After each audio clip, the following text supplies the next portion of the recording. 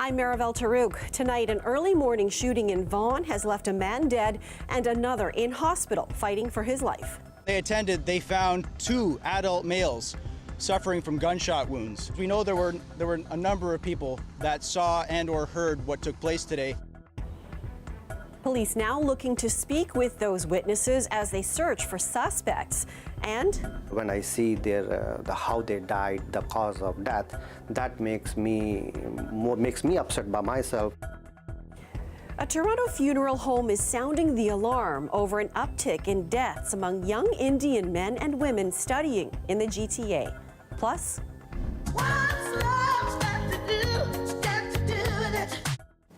just one of the many huge hits from a legendary career. We're taking a look back at the life of Tina Turner. Good evening. A Toronto funeral home says some of the international students they repatriate back to India are taking their own lives, and more needs to be done to educate the students about life in Canada while also providing mental health supports on campuses. Kirthana Sasitharan has the story. For years, Kamal Bardwaj has been sending the remains of Indian students back to their home country and sees what he calls a troubling trend, a rise of deaths.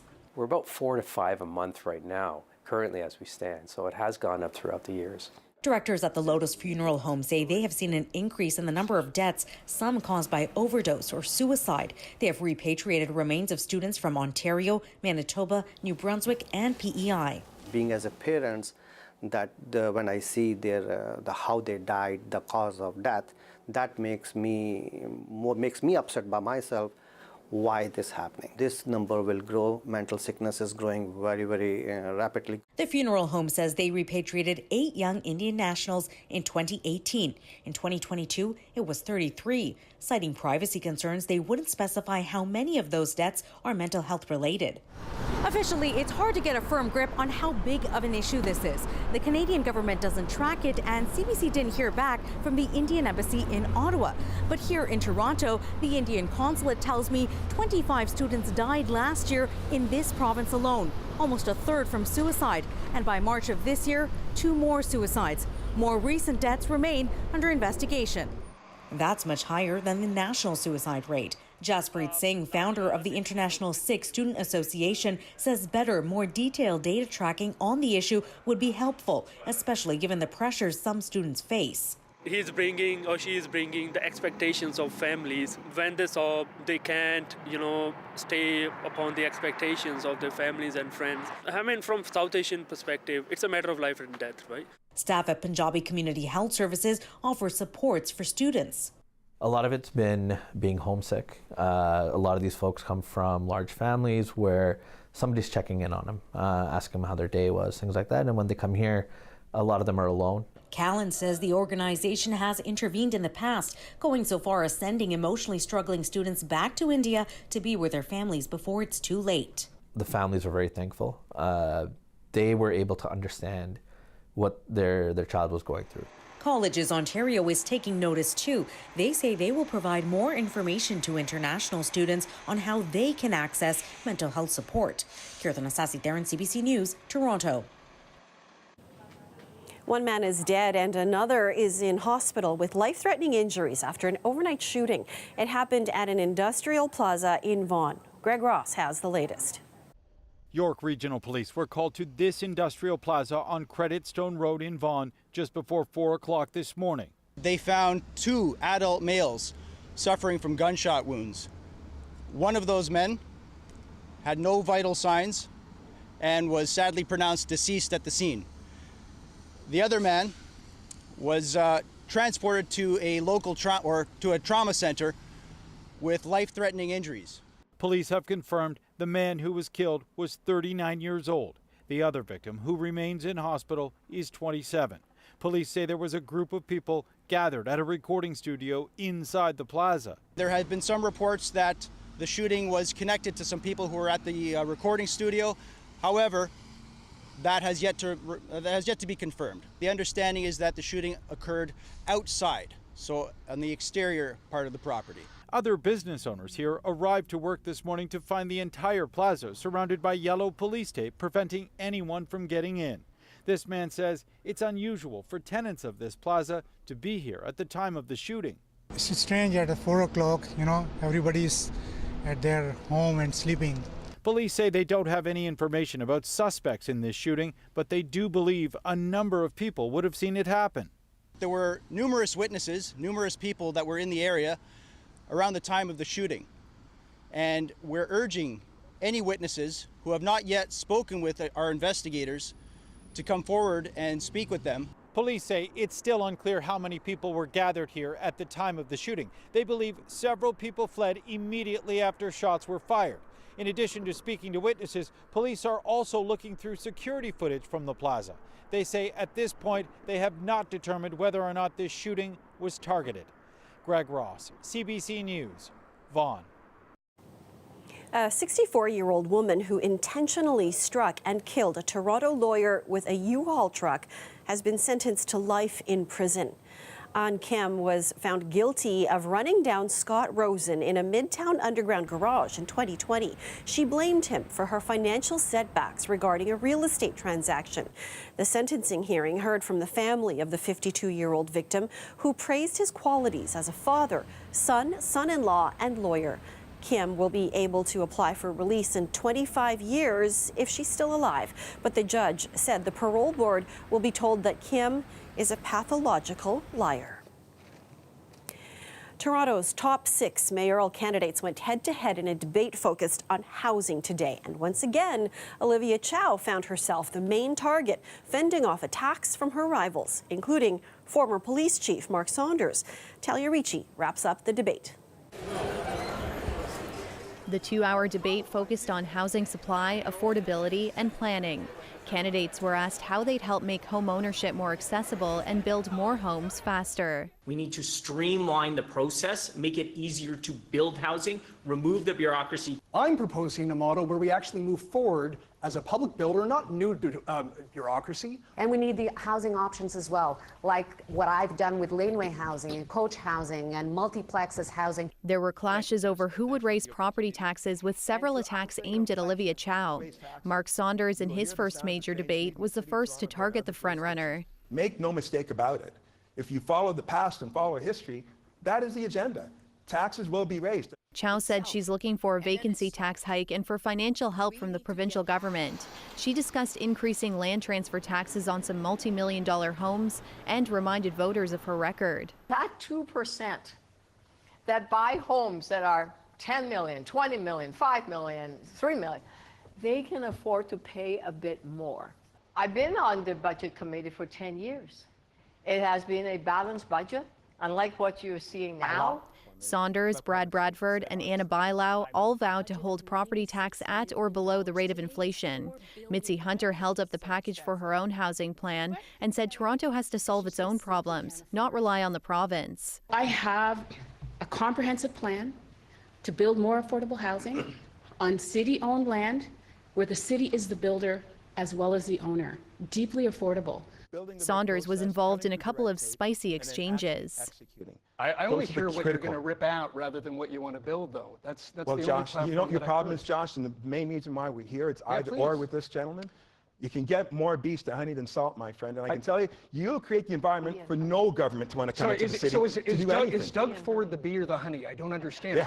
Yeah. And did he serve you honey at the Stagging Doe? 32 months. The benchmark was 21 months. I'm moving it to 12 months. So 32 months was the average time the City of Toronto put an approval in, which is why we were last under your leadership, Ms. Bailau, so congratulations for that. Mark Saunders' leadership gets considered by his own service with an 86% vote of non-confidence against him. This political analyst says this debate won't swing many votes, but had some thoughts on who delivered today. When it comes to the specifics of the policies, I thought they were all general and vague. My overall takeaway is Mitzi Hunter exceeded expectations, as did Mark Saunders.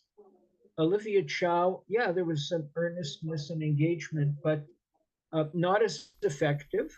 Voters head to the polls on June 26th. Talia Ricci, CBC News, Toronto. Premier Doug Ford was in southwestern Ontario today announcing money for new job training initiatives. We're pleased to announce $4.7 million in new funding to train more people for good-paying jobs in the auto sector. The funding will support 2 free projects designed to get more people working in the auto sector. The first includes 3-month paid job placements. The second project will help 90 technicians and 70 job seekers gain the skills needed to transition and launch careers in the electric vehicle industry. The Premier also responding today to the possibility of taking on Mississauga Mayor Bonnie Crombie in a provincial election. My first reaction is, what took you so long? She's been campaigning for 5 years. My second reaction is, bring it on. That's simple as that. You can't be running for mayor or being mayor and running for a leader. Like, you know, you can't put your butt on both sides of the fence. Crombie, who's exploring a bid for the Liberal leadership, says for now she'll continue in her job as mayor, something Ford says is a, quote, slap in the face to Mississauga residents. The fight over holding a public inquiry into potential foreign meddling in Canada's elections continues. 2 opposition parties are demanding it go ahead, even though the Prime Minister says no, and the report into the issue released yesterday recommends against it. Evan Dyer explains. It was written in 1970. In Winnipeg, Prime Minister Justin Trudeau reiterated his offer to open the books for leaders of opposition parties. But we have offered to the leaders of all the parties in the House the capacity to get the security clearances necessary so that they can look at that raw intelligence themselves. And Trudeau condemned leaders who declined to take up his offer. Pierre Poilievre is choosing to sit behind a veil of ignorance instead. He doesn't want the facts to get in the way of a good political argument or a personal attack. But the leaders of the 2 biggest opposition parties both said they saw the offer as a trap because they'll be under oath to keep secret whatever they learn. And then they will tell everybody that everything is fixed because the leaders of the opposition parties have seen something which they can do nothing about. Conservative leader Pierre Poilievre says there's no substitute for a public inquiry. CSIS itself has said in its briefings to the Prime Minister and to the other members of the government that sunlight is the best disinfectant. Both leaders said they will allow members of caucus who sit on the committees to hear the secret evidence, but won't attend themselves in order to preserve their freedom to speak. It's too bad because I would like to see both leaders of those parties get as much information as they can. Former Conservative Senator Vern White sat on the National Security Committee. He acknowledges that secrets come with strings attached. Well, it does handcuff them because realistically they're being given that intelligence based on the fact that it'll be kept secret. But it doesn't stop them from asking questions. Opposition members who do get to see the raw intelligence already seen by David Johnston would be able to say they don't agree with his conclusions, but they wouldn't be able to say why not. It could create a situation rather like today's, with the opposition still demanding a public inquiry and the government still unwilling to call one. Evan Dyer, CBC News, Ottawa.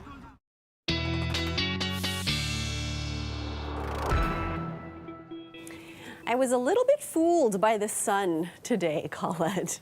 Yeah. You didn't bring a jacket. Oh, yeah, and that's just the thing, right? Yes, it came out, but that was cooler air being ushered in by the front that brought the showers, and that breeze, that's a little chilly too. So it'll be a few days, but we are going to see those temperatures really pumping back up. But the daytime highs today, well, Toronto running about 5 degrees below seasonal for those temperatures, a little bit warmer into southwestern Ontario, but there they were contending with even stronger wind gusts. So that's kind of the trade-off. The current readings where they sit right now, Markham being the cooler spot, and Oshawa at 16, just a tiny bit warmer there. But really looking at the arrows here too, it's the direction of these winds as they're coming in. So from the north, we definitely have that cooler flow, and still some areas where we're seeing the gusts over 40 kilometers an hour, like Markham and Toronto, but the gusts have been 50, 55 plus into southwestern Ontario behind that front. Those will back up, but the direction stays the same. So still on the cool side, and allows for some frost as the winds get a bit lighter to the north of the city, away from the lake lakeshore here, but still some areas where if you can, try and protect your plants there. High pressure, though, it builds in. So that active weather we had earlier today, it's kind of it for several days. Off go the showers, ridge of high pressure builds in, and that's also cleared our skies of some of that haziness from the smoke in the upper atmosphere. So it is clear tonight, 3. Tomorrow, a little bit warmer, Maryville, 17, but don't be fooled yet. I know. So now I'm gonna bring the jacket every day. And then after that, it warms up more. But I'll talk about that coming up. Okay, great. We'll see you in a bit. Thanks, Colette. Advocacy groups say reliance on food banks continues to rise throughout Ontario, and now they're calling on the province to fund free breakfast and lunch programs for students. As Patrick Swadden explains, the group say the program's expense will ultimately pay for itself. Simply put, we cannot expect a hungry student to do good in school, be focused and attentive, happy and ready to learn. And that's not Stephen Mensah's only message to the Ontario government. His group, as well as Ontario's major teacher unions and food banks, are calling on the province to fund a free universal breakfast and lunch program for Ontario students. They say the current nutrition programs aren't keeping pace with the rise of food insecurity in Ontario. Last year to this year, we saw a close to 22% increase in terms of number of people coming to our food bank. Henry Chu says his food bank serves 20,000 people a month, a high in their 36-year history. According to Ontario Public Health, food insecurity affects 1 in 5 of the province's youth, while Feed Ontario says 30% of food bank clients are children. In a province as wealthy and abundant as Ontario, it is unacceptable to have children be deprived of their right to food and adequate nutrition. The province says it's investing an additional $1.1 million into its current student nutrition program, but Mensah says otherwise the funding for food programs has stayed relatively unchanged since 2014, despite major increases in food costs, which are currently double the rate of inflation. We all know that hunger prevents people from learning and also impacts health, so it has a serious impact on our health system downstream.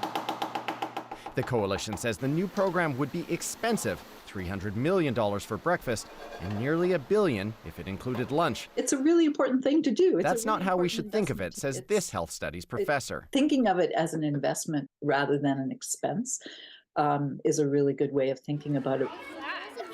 Power says even a small period of food insecurity during childhood can cause major health complications throughout life, including diabetes, heart disease, and asthma. But she says every dollar spent on child poverty gives back 10 to 12 times the investment. But she says programs can't help children on weekends or during the summer. A better solution, and one that we know would work, is to increase the Canada Child Benefit and to target it to low-income families and to make sure that no family lives in poverty. Patrick Swadden, CBC News, Toronto. A group of Holocaust survivors from Toronto is helping rewrite a sacred Jewish scroll that was recently discovered after being hidden for more than 7 decades. The founder of a local nonprofit says it's an incredible opportunity. The Torah is the most significant of Jewish books. You know, they refer to the Jews often as the book of the people. This is the people. This is the book that they're referring to. And this opportunity for us to be able to sign this Torah together with the survivors, to tell their stories, to make sure that this history isn't forgotten, is really the most powerful thing that we're able to do. The Torah scroll was given to a shepherd by a Polish rabbi 75 years ago for safekeeping. Half of it was used as rags and shoe insoles, leaving it in poor condition.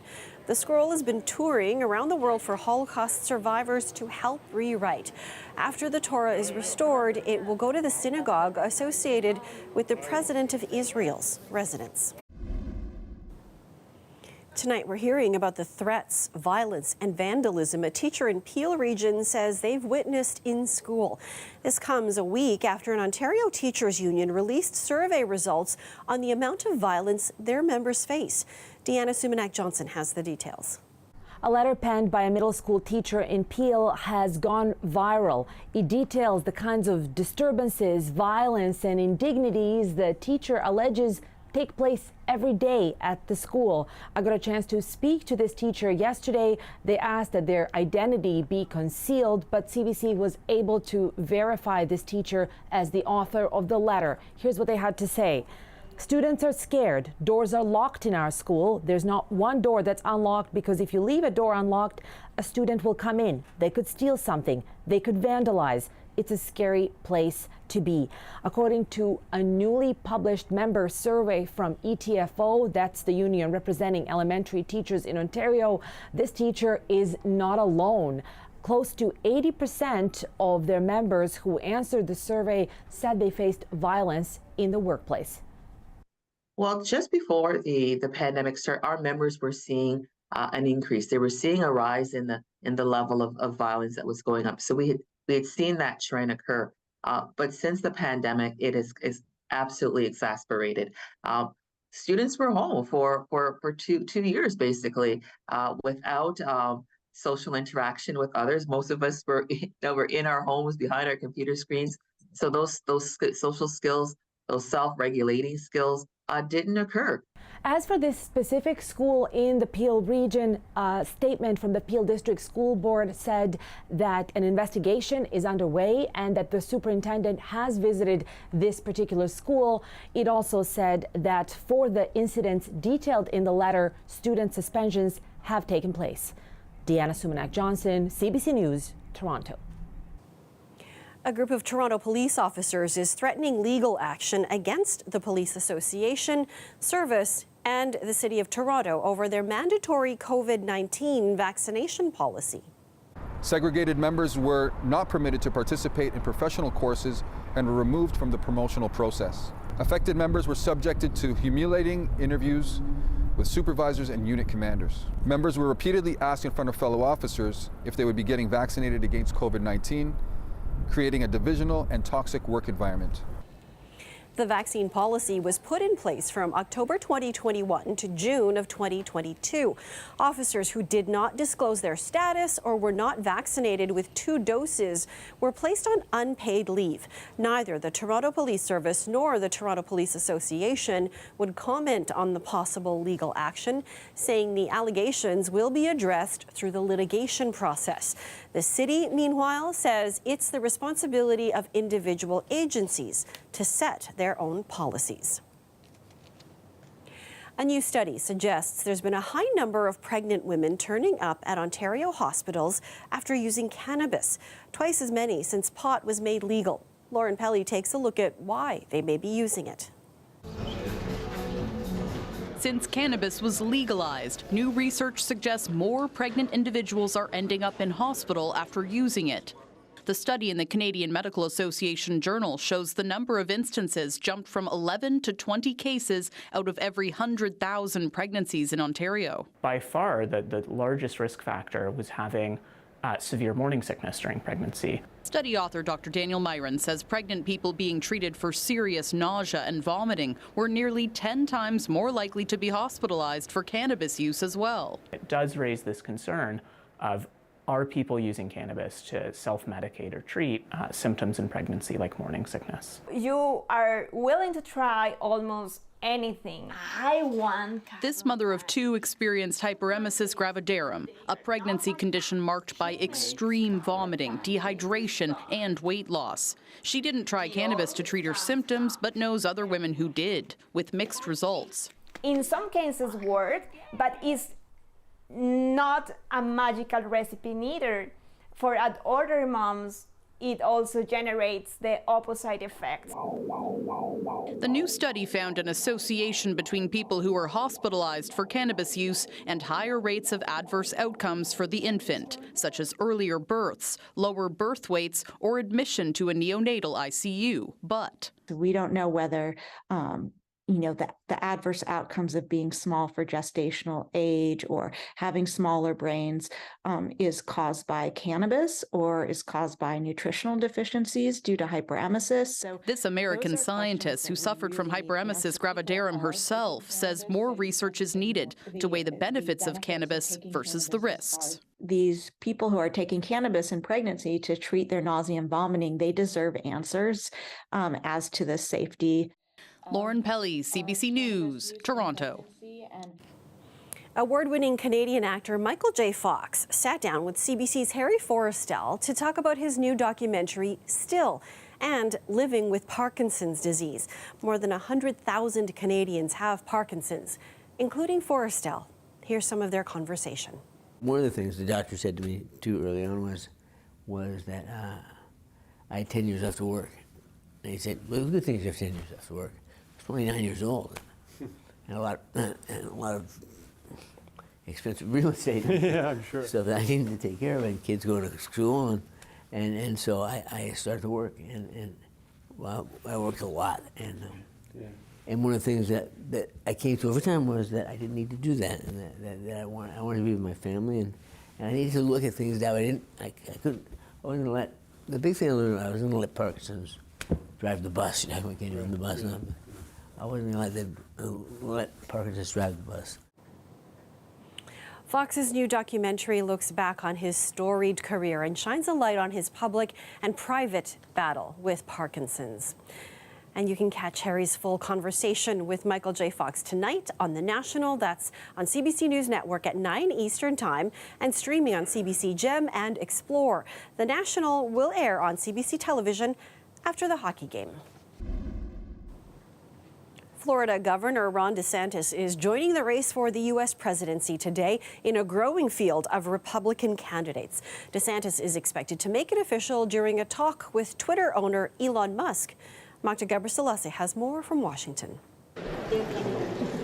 Ron DeSantis set the stage for his presidential bid with this video. But speculation has been swirling for months that he had his sights set on the White House. DeSantis started to gain national attention during his first term as Florida's governor, pushing back on COVID restrictions. With a landslide victory, he started his second term in January. And since then, he's made it a point to focus on hot-button cultural issues appealing to a conservative base. Abortions in Florida are now banned beyond 6 weeks. He signed several anti-LGBTQ bills. He's restricted what is taught about Black history in schools. And he's in an ongoing battle with Disney after the company spoke out against the state's Don't Say Gay law. Now, polls suggest DeSantis' main competition is Donald Trump, and Trump has a big lead at the moment. This political science professor explains what DeSantis will need to do. He's going to make the argument that he is as conservative as Donald Trump, but that he has no baggage, that he is somebody who's been a successful governor, been reelected with a wide margin in a very competitive electoral state, and that he has moved the conservative social agenda forward in Florida, and that he'll do the same thing nationwide. With DeSantis struggling in the polls, other Republicans see an opening. Before his Twitter talk today, there were already 6 other candidates for the GOP presidential ticket. On that list, Tim Scott, first elected to Congress in 2010, he's the only Black Republican senator, and Nikki Haley, a former governor and the former U.S. ambassador to the UN. Magda Gabriselassie, CBC News, Washington. Russia's prime minister is in China, signing new agreements to further strengthen ties. The visit comes as Moscow increasingly turns to Beijing for support amid growing isolation over its invasion of Ukraine. Abby Kovasin explains. President Xi reaffirming his country's economic and energy links with Moscow as he met with Russian Prime Minister Mikhail Mishustin in Beijing.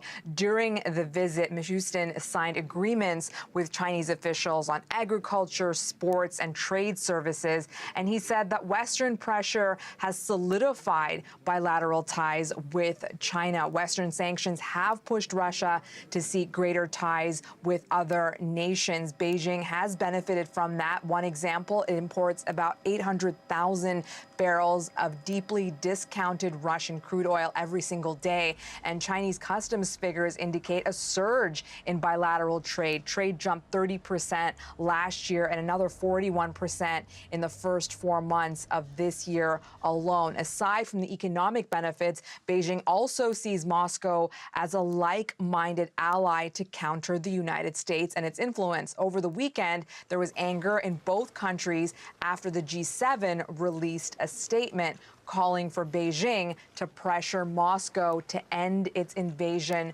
of Ukraine. We know that China has tried to position itself as a neutral broker between Russia and Ukraine, but previously the U.S. has indicated its concern that perhaps China may provide Russia, the aggressor, with weapons in that war. And some analysts also question just how neutral Beijing can be when it has refused to condemn the Kremlin for its invasion of a sovereign neighbor and touts its relationship with Moscow as having no limits. Abby Kuadas in CBC News, London. Tensions continue in Indian-controlled Kashmir, where global leaders are wrapping up the G20 meeting. Many countries refuse to attend the three-day session, objecting to India holding it in the disputed territory of Kashmir, as Salima Shivji reports. In the heart of the Kashmir Valley, the views are unparalleled, as is the security. A G20 summit on tourism held under the tightest of conditions, in disputed territory. For India, it's an irresistible opportunity to talk tourism.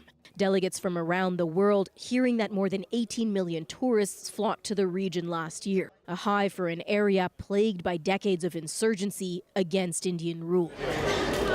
India is keen to project Kashmir as stable, peaceful, ready for development. This is the first high-level international meeting in Kashmir since India abruptly revoked its special status in 2019, folding its section of the Muslim-majority region into a federal territory under New Delhi's direct rule. Both India and Pakistan claim Kashmir in full, but only control parts of it. I welcome you all to China and Saudi Arabia may have boycotted and Pakistan stewed over the summit and its location, but India took pains to defend it. Jammu Kashmir has moved on, and I would say the common man walking on the streets of Srinagar wants to be a part of the development journey led by Prime Minister Modi. But at this local market, there's unease and despair. Many in Srinagar are bristling at the increased checkpoints. If there is normalcy in Jammu and Kashmir, what makes you to create this much of huge burden, huge amount of security personnel to deploy in this state? There is a contradiction. Inside, the market is virtually empty. Manzoor Ahmed blames that on the heavily armed soldiers patrolling the streets. Kashmiris are fearful. They're not leaving the house and it's hurting our businesses, he says. Outside, the anger is palpable. Are people afraid to talk about what life is like here, I ask? Barabar. That's right, they say. We are living in fear, this man says. The security forces are everywhere. Every Kashmiri is depressed. Even as I speak with you, he tells me, I'm scared that they might be watching and will harass me later. There is no peace. The G20 campaign is just a facade. It's one version of life here projected to the world. A beautiful setting in a restive Kashmir that simmers quietly. Salima Shivji, CBC News, Srinagar. Now to the U.S. Pacific territory of Guam, which is being hit this hour by Super Typhoon Mawar. It's a Category 4 storm with sustained winds of at least 240 kilometers an hour. It has the makings to be the most devastating storm to hit the island in decades. Earlier this week, emergency crews were warning people in advance that it could be days or weeks before electricity and fresh water will be restored. And Colette, you're taking a closer look at where this storm currently is. Yeah, and just looking at that path as it was coming close to Guam and as it was approaching, there was a very clear eye wall, and then that kind of broke down a little bit, passing over the islands, and now it's reforming and strengthening, and the wind's going back up to that super typhoon strength. Yet again, you can see that eye wall right there as it was approaching. So they're looking at waves of 7 to 8 meters as it passed across.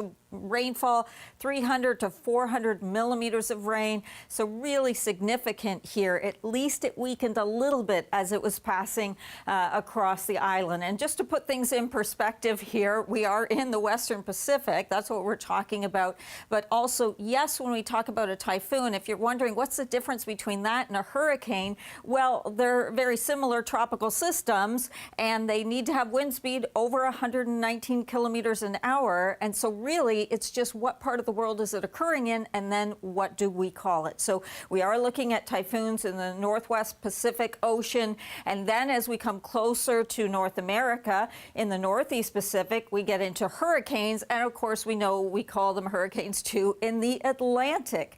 And here, hurricane season, by the way, starts next week, June 1st, and then runs to the end of November. And then, by the way, if we keep traveling around the globe, we get into cyclones, and especially, we're seeing this here in the Indian Ocean, but especially that's what we tend to call them in the southern hemisphere, okay? Going from tropical to cold temperatures, frost advisories that we have in place.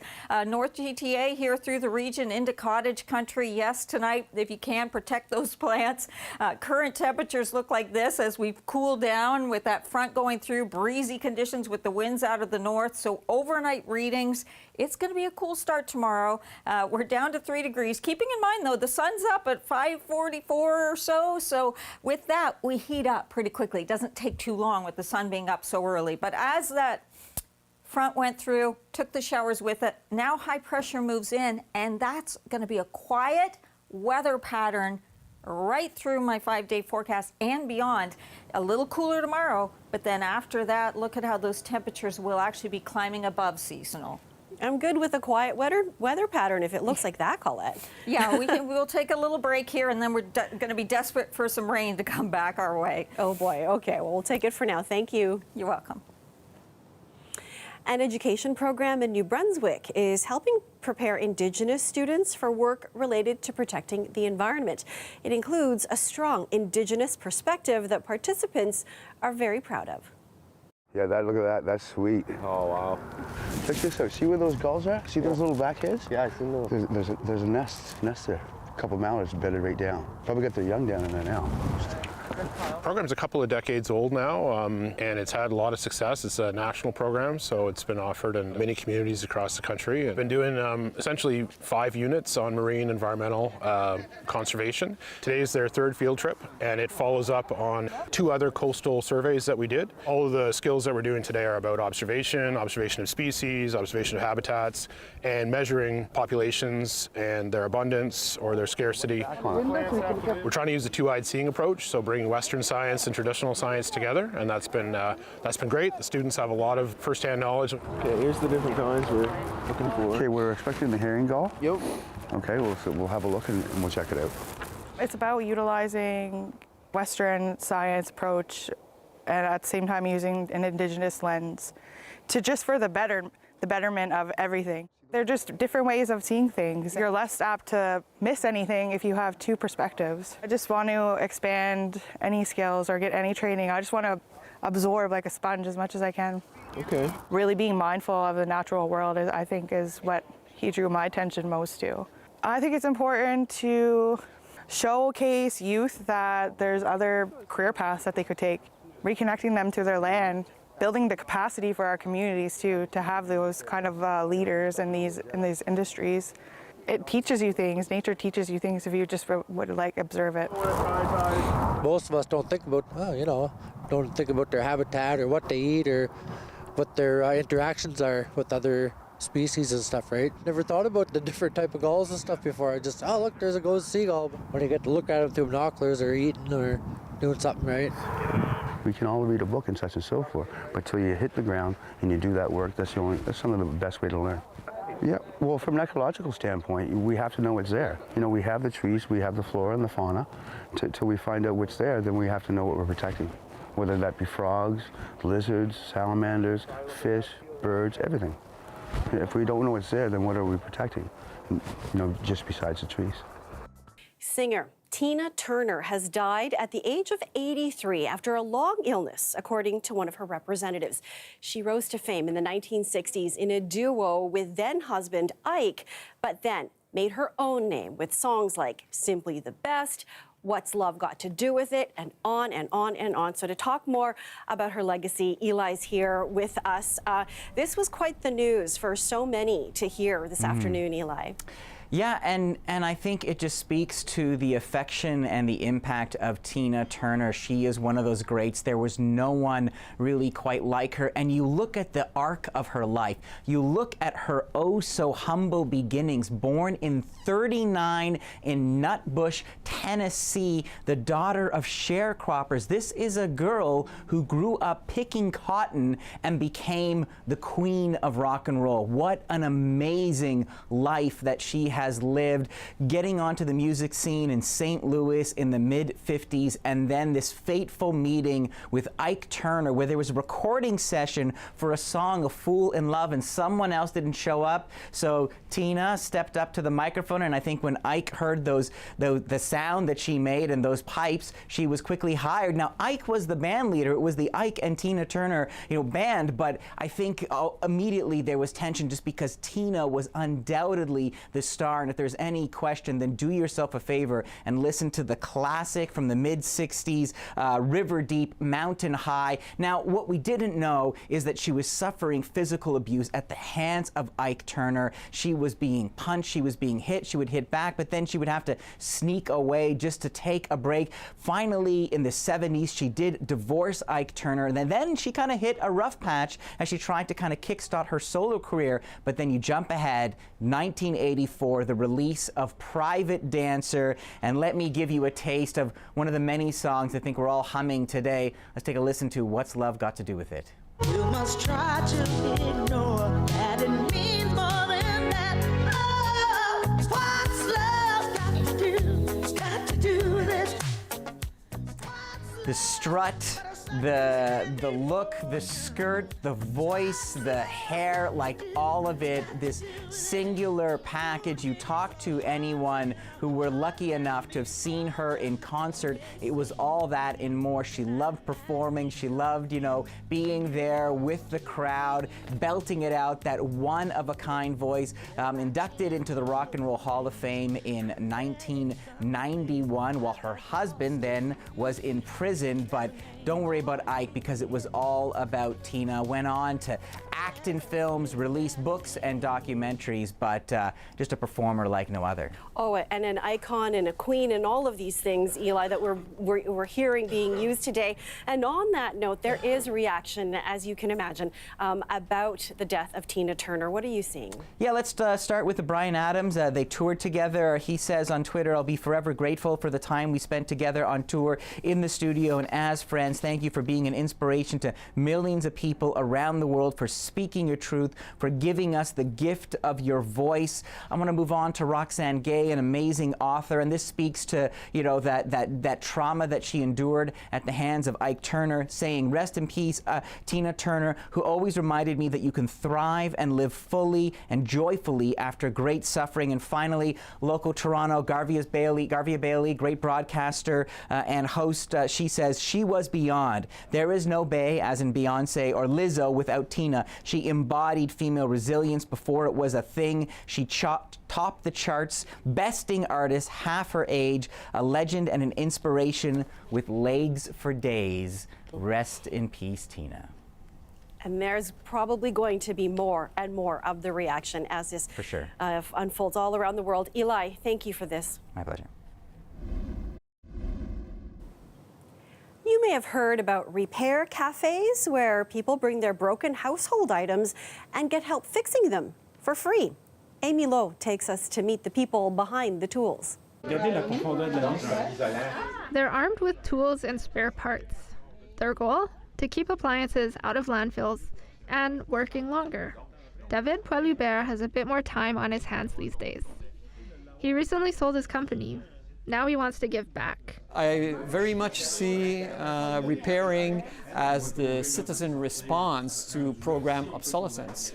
And it makes people so happy when we actually can repair those old appliances. People come out with joy. They're so happy about it. The repairmen are mostly all retired people, and it breaks a type of loneliness. When you're alone in your basement or in your house, It's difficult to socialize. Finding a community that shares the same objectives, it's a melting pot of good reasons to be here. The volunteers also want to help Montrealers learn how to repair things themselves, and they're pushing for change. There's no reason why Apple shouldn't prevent you from opening their stuff. You should be able to do that. There's no reason why Black & Decker makes crazy screws so that you don't repair broken equipment. Every piece of equipment should be repairable. Poilievre wants the different levels of government to act. He wants them to protect the right to repair. In the meantime, he plans to keep helping change a disposable culture, one coffee maker and vacuum at a time. Amy Lowe, CBC News, Montreal.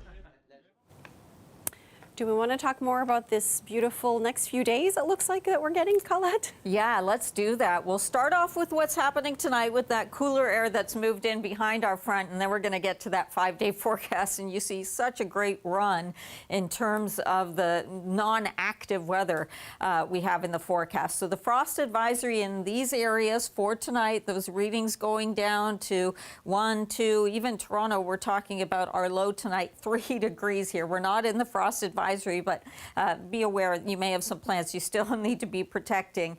And the sunrise tomorrow, 5:43.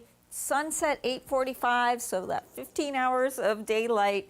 Now we have lighter winds tomorrow, still a northerly direction, so a few degrees below seasonal for that high. And then by Friday and onward, we're either to seasonal or a little bit above, and sunshine back with some of that smoke pushed out of our sky by that front today too. All right, getting there. Thanks, Colette. You're welcome. And that's our show for you tonight. Thanks for joining us.